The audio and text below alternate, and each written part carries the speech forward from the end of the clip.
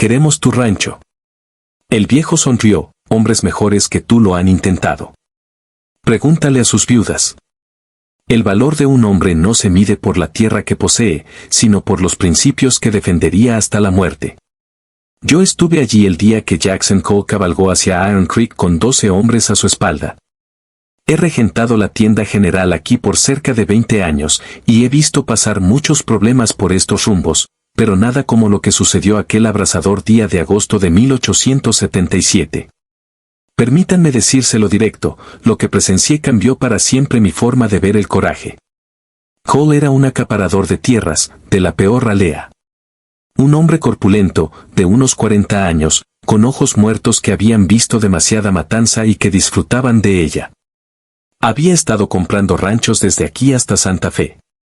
Y cuando la gente no quería vender, bueno, ocurrían accidentes. Los graneros se quemaban, el ganado era envenenado. A veces, la gente simplemente desaparecía en el desierto. El objetivo ese día era el rancho Double J, propiedad del viejo James Rutherford. James pasaba de los 70, se movía más lento que la melaza en enero, pero su mente era tan afilada como un cuchillo Bowie. Construyó ese rancho con su esposa Sarah allá por el 52. Criaron a 4 hijos allí. Sarah falleció hace 10 años. Los chicos murieron todos en la guerra, 2 por la Unión, 2 por la Confederación, lo que te dice algo sobre aquellos tiempos. Ese rancho era todo lo que a James le quedaba de su familia. Yo estaba barriendo el paseo marítimo cuando la banda de Cole pasó tronando, dirigiéndose directamente al límite del pueblo donde comenzaba el Double J. Algo en mis entrañas me dijo que lo siguiera. Así que lo hice. Agarré mi vieja escopeta de detrás del mostrador.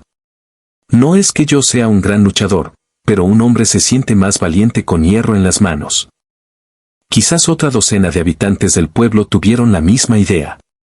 Mantuvimos nuestra distancia, quedándonos atrás en los robles bajos, pero lo suficientemente cerca como para verlo todo con claridad. Cole y sus hombres frenaron frente al porche de James como si ya fueran dueños del lugar. El anciano estaba sentado en su mecedora, fumando su pipa, tan tranquilo como una mañana de domingo. Ni siquiera se puso de pie cuando 12 hombres armados rodearon su casa. Eso debería haberle dicho algo a Cole en ese mismo instante. Pero la codicia vuelve estúpidos a los hombres. Rutherford, la voz de Cole cruzó el patio como el restallido de un látigo. Se acabó el tiempo. Ofrezco $500 por esta tierra. Eso es 500 más de lo que vale con un viejo trabajándola solo. James dio una larga calada a su pipa. Dejó que el humo se elevara perezoso en el calor de la tarde. La propiedad no está a la venta.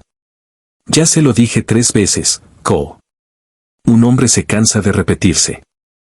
Cole desmontó, y sus hombres se desplegaron en un semicírculo.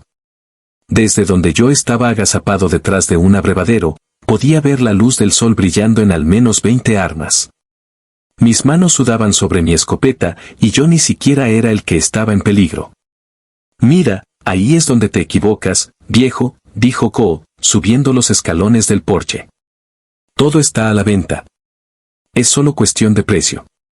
Ahora bien, puedes tomar mi dinero y marcharte en paz, o podemos quemar este lugar contigo adentro. Tú eliges, pero elige rápido. Mi paciencia se agotó hace como 1 hora. James se puso de pie entonces, muy despacio, con las articulaciones crujiendo como cuero viejo. No llevaba ningún arma a la vista, solo su ropa de rancho desgastada y sus botas curtidas. Pero cuando miró a Cole, vi algo en sus ojos que me hizo estremecer la columna vertebral. Era la mirada de un hombre que ya había decidido cómo terminaba su historia. Tomemos tu rancho, abuelo, dijo Cole con una sonrisa cruel. De una forma u otra. James sonrió de vuelta, y fue como ver la escarcha de invierno extenderse por el cristal de una ventana. Hombres mejores que tú lo han intentado. Pregúntale a sus viudas. El aire se quedó completamente quieto. Incluso las cigarras dejaron de zumbar. El rostro de Cole se puso rojo como un hierro de marcar, y su mano bajó hacia su pistola. Fue entonces cuando James se movió, y lo juro por la tumba de mi madre, nunca he visto nada igual antes ni después. La mano del anciano relampagueó hacia la parte trasera de su cintura, surgiendo con un Colt Peacemaker frío que parecía materializarse de la nada. El primer disparo alcanzó a Coe de lleno en el pecho antes de que el arma del acaparador saliera de la funda. ¡Bam! El sonido retumbó en el patio como un trueno. Coe se tambaleó hacia atrás, con los ojos muy abiertos por la sorpresa y algo más, la comprensión repentina de que había cometido un error fatal. Cayó de rodillas y luego se desplomó hacia adelante en el polvo. Durante quizás 2 latidos de corazón, nadie se movió. Entonces se desató el infierno.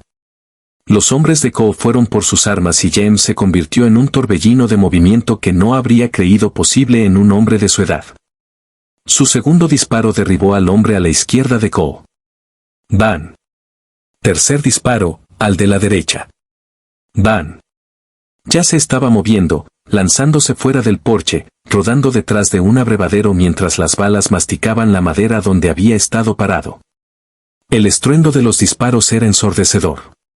Vi caer a 2 de los hombres de Coe, heridos en el vientre, sus gritos cortando el caos. James disparaba ahora con ambas manos, debía tener una segunda pistola escondida en alguna parte. Y cada disparo encontraba su blanco. Esto no era suerte. Era un hombre que había pasado toda una vida aprendiendo cómo mantenerse vivo cuando otros hombres lo querían muerto. «Es solo un viejo», gritó alguien de la banda de Coe. «Atáquenlo». 3 de ellos lo intentaron. James derribó al primero con un tiro en la garganta. ¡Bam! El segundo recibió 2 balas en el pecho. ¡Bam! ¡Bam! El tercero llegó a menos de 3 metros antes de que el arma de James hiciera clic, vacía.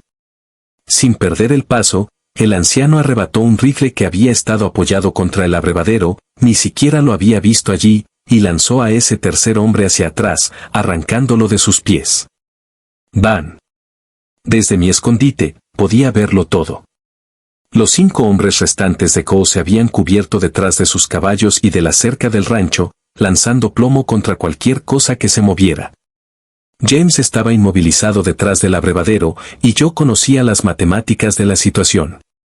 Un hombre, por muy hábil que fuera, no podía contener a 5 asesinos decididos para siempre. Se quedaría sin munición eventualmente, o lo flanquearían, o simplemente lo quemarían. Fue entonces cuando el sheriff Tom Bradley llegó cabalgando fuerte por el camino con 4 ayudantes. Los hombres de la ley habían escuchado los disparos desde el pueblo y venían al galope, pero aún estaban a 100 yardas, y pude ver que James estaba herido. La sangre se extendía por su hombro izquierdo. Uno de los hombres de Coe vio venir al sheriff y entró en pánico, rompiendo la cobertura para correr hacia su caballo. James le disparó en la pierna. ¡Bam! El hombre cayó gritando. Otro intentó devolver el fuego, y la bala de James le voló el sombrero junto con parte del cuero cabelludo. ¡Bam! El hombre soltó su arma y corrió, sosteniéndose la cabeza sangrante. Los 3 miembros restantes de la banda arrojaron sus armas y levantaron las manos en alto. Se les habían quitado las ganas de pelear. Habían venido a intimidar a un anciano y se encontraron en una guerra con un fantasma de una época más dura, un hombre que había olvidado más sobre matar de lo que ellos aprenderían jamás. El sheriff Bradley y sus ayudantes rodearon a los sobrevivientes mientras el médico del pueblo, que había seguido a los hombres de la ley, fue a revisar a James. Finalmente me levanté de mi escondite, con las piernas temblando tanto que casi me caigo. Otros habitantes del pueblo salieron también, todos luciendo conmocionados. Caminé hacia donde James estaba sentado en los escalones del porche, dejando que el doctor Patterson trabajara en la herida de su hombro. El rostro del anciano estaba pálido, pero sus manos estaban firmes mientras recargaba su pacemaker con movimientos lentos y practicados. James, dije, con la voz quebrada. ¿Cómo, en nombre de Dios? ¿Dónde aprendiste a disparar así? Me miró, y por primera vez noté lo cansado que parecía, como si hubiera envejecido 10 años en 10 minutos. Nunca quise volver a usar esas habilidades, dijo en voz baja. Pensé que había dejado todo eso atrás cuando terminó la guerra. El sheriff Bradley se acercó, inspeccionando la carnicería. 5 muertos, 3 heridos, 4 rendidos. James, voy a necesitar una declaración. Aunque por lo que parece, esto fue un caso de defensa propia tan claro como he visto nunca. Vinieron a tomar mi tierra, Tom, dijo James simplemente. Amenazaron con quemarme. He enterrado a demasiada buena gente en esta propiedad para dejar que escoria como esa me eche. El sheriff asintió, luego miró los cuerpos. ¿Sabes para quién trabajaba Cole, verdad? Cyrus Blackwell. Ese hombre del ferrocarril de Kansas City. No se va a tomar nada bien perder a su pistolero a sueldo y a una docena de hombres. Que venga él mismo entonces, dijo James, haciendo una mueca mientras el doctor Patterson sondeaba la bala en su hombro. Estoy cansado de lidiar con sus perros. Durante la siguiente hora, ayudé al sheriff Bradley y a sus ayudantes a organizar el desastre. Encontramos mapas en las alforjas de Cole que mostraban cada rancho desde aquí hasta la frontera de Nuevo México. Cada uno marcado con montos en dólares y notas. Testarudo, necesita persuasión, mujer vieja, debería asustarse fácil. Ese tipo de cosas. Me heló la sangre ver cómo lo habían planeado todo como una empresa comercial.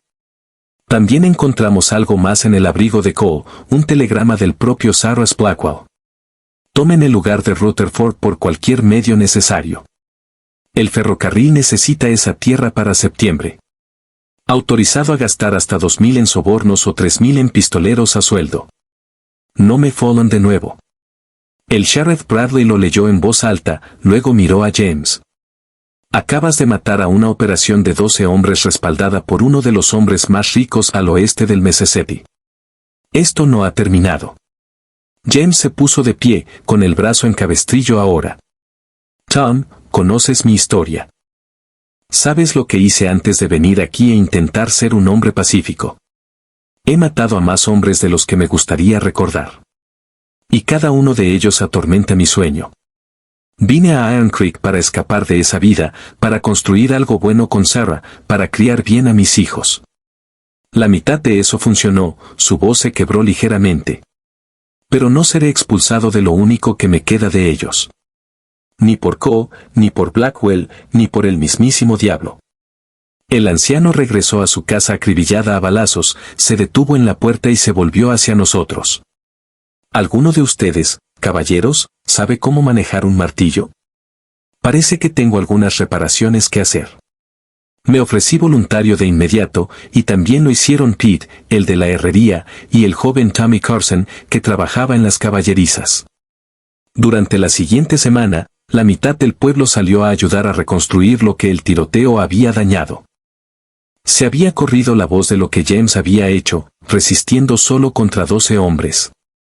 Y de repente, la gente recordó que había algo por lo que valía la pena luchar en este mundo, el derecho a conservar lo que habías construido, a defender tu hogar, a no dejar que los matones y los ladrones se llevaran lo que no era suyo. Pero todos sabíamos que Blackwell no había terminado. Un hombre así no retrocede ante un solo contratiempo. La pregunta era, ¿qué vendría después? Más armas, presión legal, tal vez incluso el ejército si Blackwell tenía conexiones. Estábamos a punto de descubrir que el anciano se había estado preparando precisamente para eso. 3 días después del tiroteo, un extraño llegó cabalgando al pueblo. Tenía unos 35 años, era enjuto y duro, con un sombrero de caballería y ojos que habían visto al elefante, como dicen por aquí. Cabalgó directo al Double J y desmontó como si fuera el dueño. Yo estaba allí ayudando a reparar la barandilla del porche cuando llegó. James salió de la casa, miró al hombre una vez y sonrió por primera vez desde el tiroteo. Te tomó bastante tiempo, Marcus, dijo James. El extraño, Marcus, le devolvió la sonrisa. Recibí tu telegrama la semana pasada. Tuve que liquidar algunas cuentas en Danville primero. Me enteré de que tuviste algo de emoción aquí, miró los agujeros de bala en la casa, las tumbas frescas junto a la cerca. Parece que no has perdido el toque. Soy demasiado viejo para esto, Marcus, pero parece que el pasado no se queda enterrado. Nunca lo hace.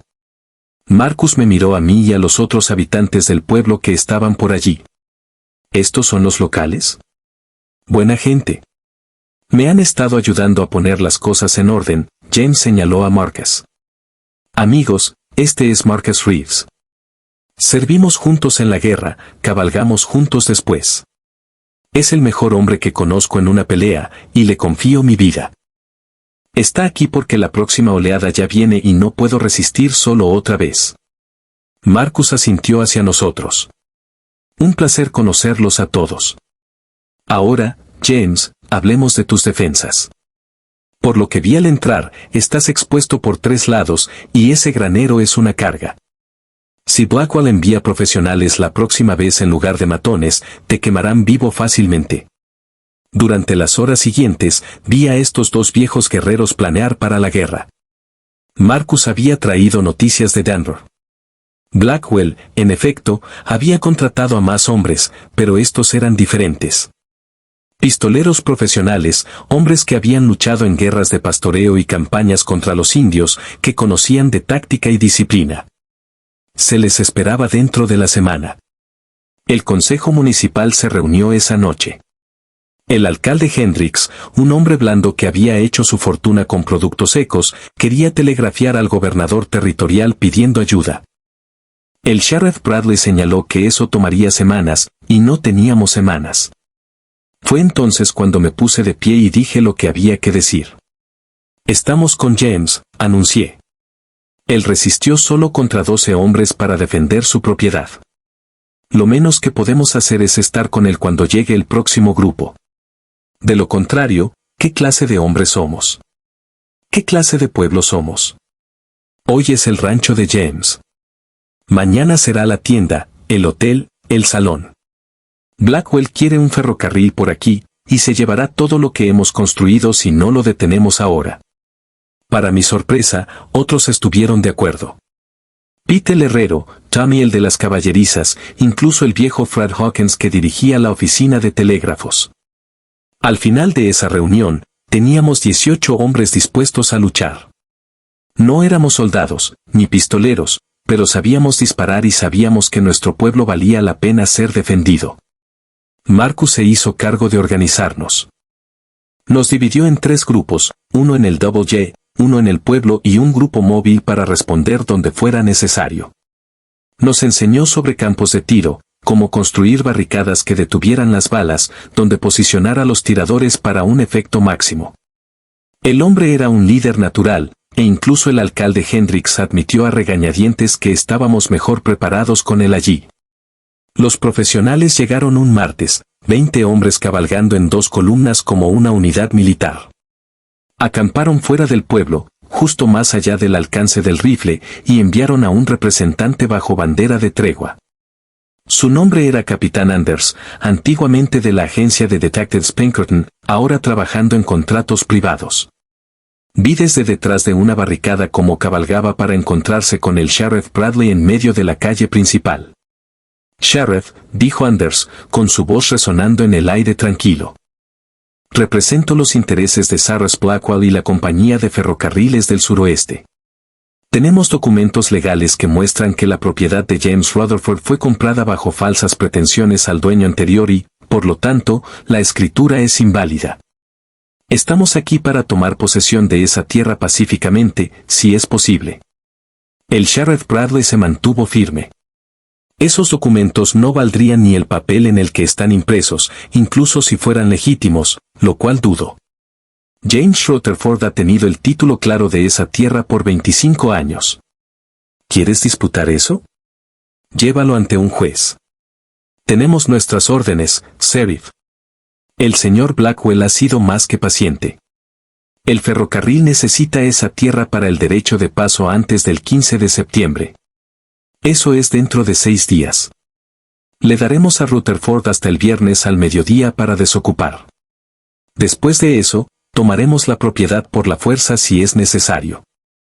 Entonces estarás haciendo la guerra a todo este pueblo, dijo el sheriff Bradley, y sentí una oleada de orgullo ante sus palabras. Porque estamos con James.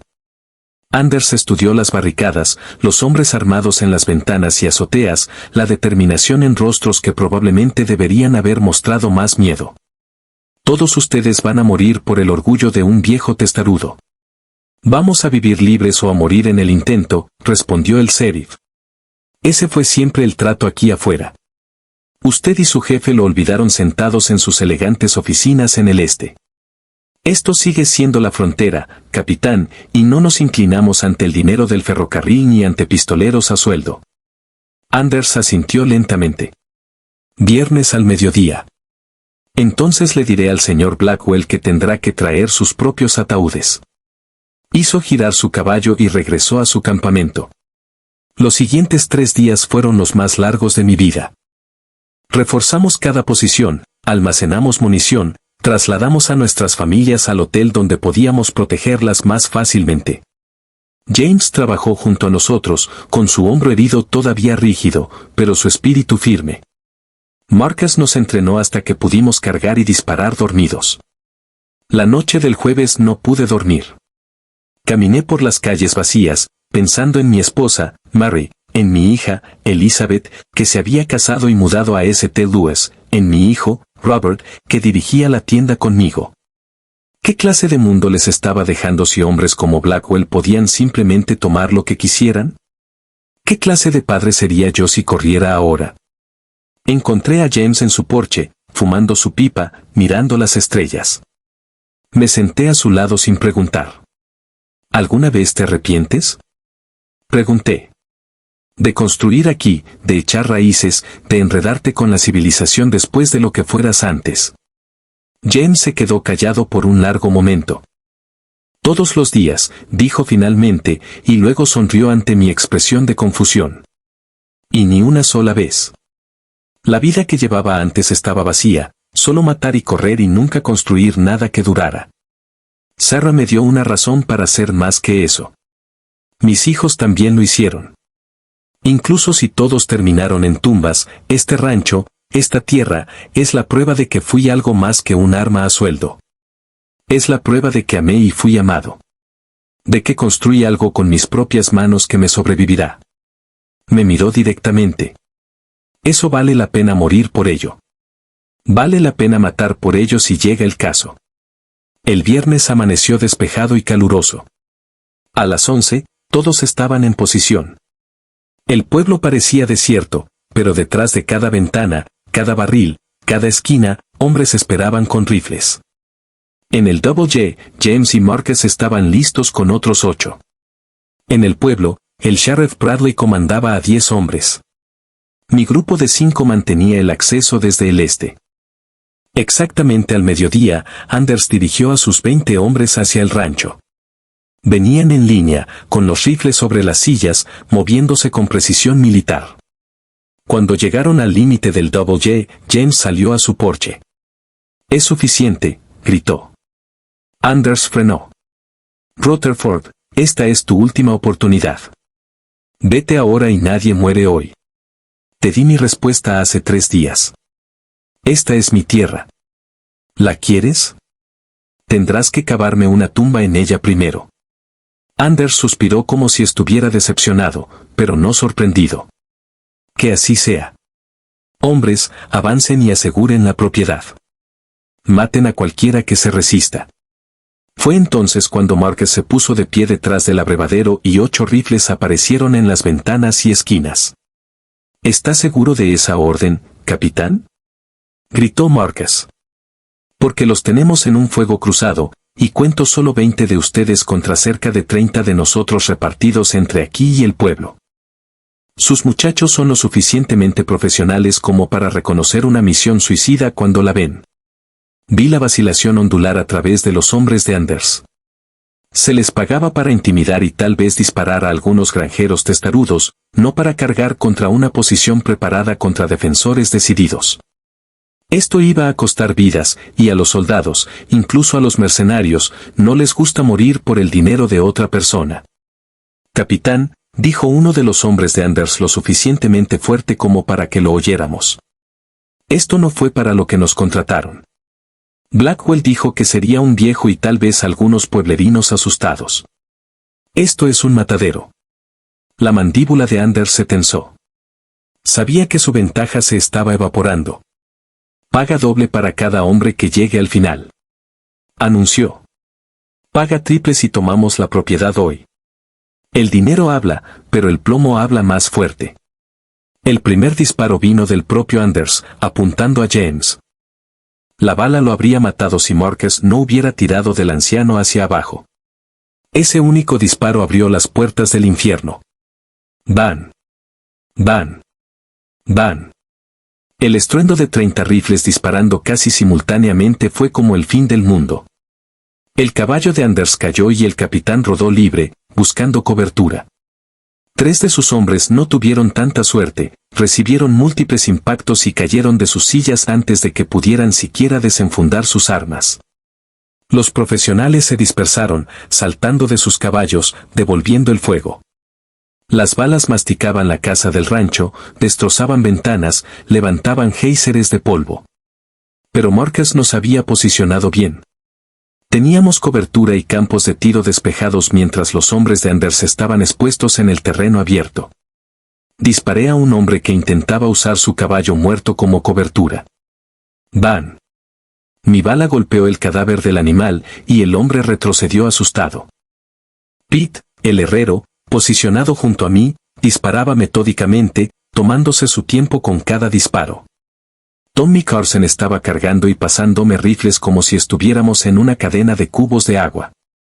Desde el pueblo, escuché más disparos mientras el Sheriff Bradley atacaba a los hombres de Anders por la espalda. Los profesionales estaban atrapados exactamente en el fuego cruzado que Marcus había prometido, inmovilizados, sufriendo bajas, incapaces de avanzar o retroceder. Duró quizás 10 minutos, aunque parecieron horas. Cuando el humo se disipó, Anders tenía 7 hombres muertos, 5 heridos y 8 que habían arrojado sus armas y pedían cuartel. James salió de la casa, con su pacemaker todavía humeando. Miró a Anders, que estaba sentado en el suelo con una bala a través de su pierna, la sangre filtrándose entre sus dedos. «Dile a Blackwell», dijo James en voz baja, «que esta tierra no está a la venta. Ni ahora, ni nunca. Dile que si envía más hombres, solo llenarán más tumbas. Y dile que todavía hay algunos lugares donde el dinero no puede comprarlo todo, donde la gente recuerda cómo defender algo. ¿Puedes hacer eso, capitán?» Anders asintió entre dientes apretados. «Se lo diré. Pero hoy te has hecho enemigo de un hombre poderoso, Rutherford. Eso podría haber sido un error». James sonrió, esa sonrisa fría que yo había visto antes. «Ya me he hecho enemigo de hombres poderosos antes, capitán. Yo sigo aquí. La mayoría de ellos, no». Pasamos el resto de ese viernes limpiando las secuelas. El Dr. Patterson trabajó casi hasta el agotamiento, tratando a los heridos de ambos bandos. No éramos asesinos, e incluso los hombres que vinieron a matarnos merecían atención médica una vez que se rindieron. El Sheriff Bradley tomó posesión de todas las armas y caballos, arrestó a los sobrevivientes y telegrafió al mariscal territorial sobre lo sucedido. A los muertos los enterramos en una parcela fuera del pueblo. No en nuestro cementerio, eso era para la gente de Iron Creek, pero tampoco en tumbas sin marcar. Todos merecen un entierro digno, incluso si eligieron el bando equivocado. El pastor Williams dijo unas palabras sobre ellos. Cortasis, el joven Tommy Carson, que tenía apenas 19 años, había matado a su primer hombre ese día y se veía atormentado. Me senté con él, compartí un poco de whisky de la botella que trajo Pete y le dije que sería más fácil vivir con ello. Estaba mintiendo, pero era el tipo de mentira que ayuda a veces. James y Marcus se sentaron juntos en el porche del hotel, 2 viejos guerreros que se habían encontrado en una pelea más. Me uní a ellos después de un rato, trayendo una botella y 3 vasos. ¿Qué pasa ahora?, pregunté. Blackwell no va a dejar que esto se quede así. Tiene abogados, políticos, tal vez incluso el ejército si presiona los botones adecuados. Marcus nos sirvió un trago a cada uno. Tal vez. Pero también tiene accionistas e inversores a los que responder. 27 hombres muertos o heridos, todo por una propiedad. Eso es un mal negocio. Mi apuesta es que encontrará otra ruta para su ferrocarril, una que no pase por Iron Creek. Es más barato que pelear una guerra con gente que ha demostrado que responderá al fuego. ¿Y si no lo hace?, insistí. James levantó su vaso. entonces pelearemos de nuevo. Y seguiremos peleando hasta que aprenda la lección o hasta que todos estemos muertos y ya no nos importe. Nos miró a ambos. Pero no creo que llegue a eso. Marcus tiene razón. Blackwell es un hombre de negocios primero. Calcula costos y beneficios. Acabamos de hacer que el costo sea demasiado alto. Ese es un lenguaje que hombres como él entienden.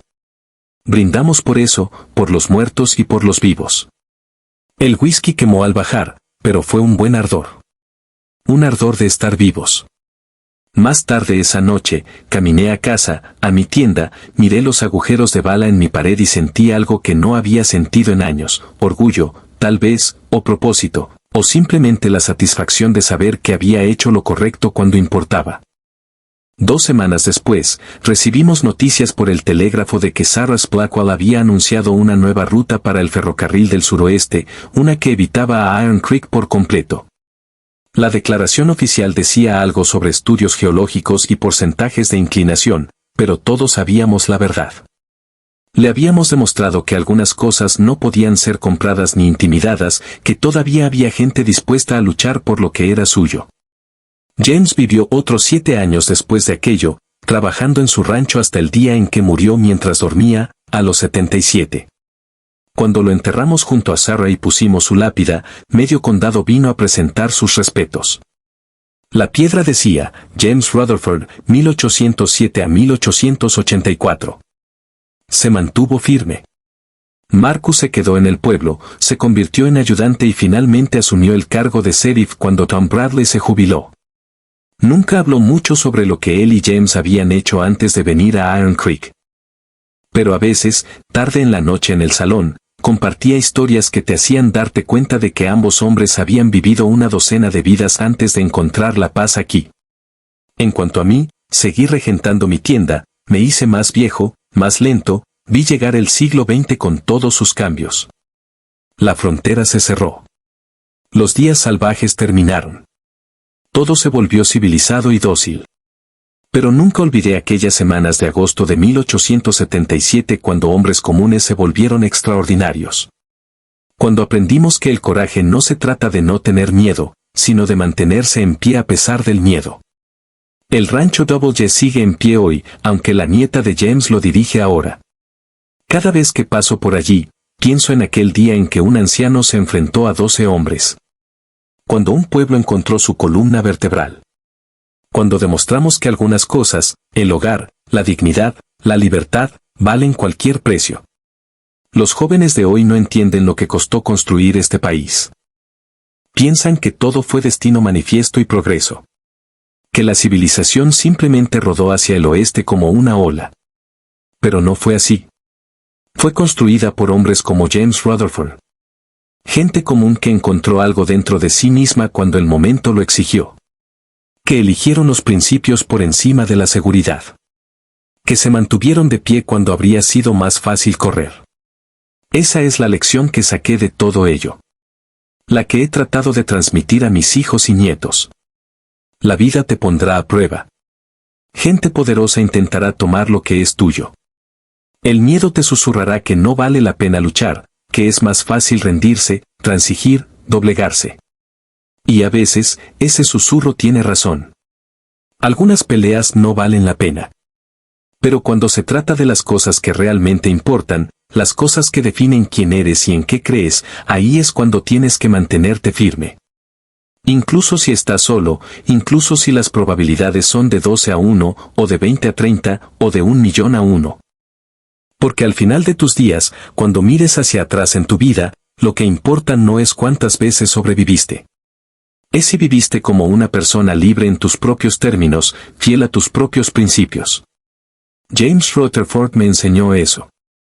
También lo hicieron las personas de Iron Creek que estuvieron con él cuando podrían haber mirado hacia otro lado. Y estoy agradecido, más de 50 años después, de haber estado allí para presenciarlo, para ser parte de ello, para aprender cómo se ve el verdadero coraje. Bueno, esa es mi historia, amigo. Cada palabra de ella es cierta. Testigo con mis propios ojos en ese polvoriento día de agosto cuando el viejo James Rutherford le mostró a un acaparador de tierras y a su banda lo que significaba realmente la justicia de la frontera. Tengo 93 años ahora, el último de los que estuvo allí ese día, y quería asegurarme de que alguien lo escribiera como es debido antes de irme. El viejo oeste no era como lo pintan esas novelas baratas.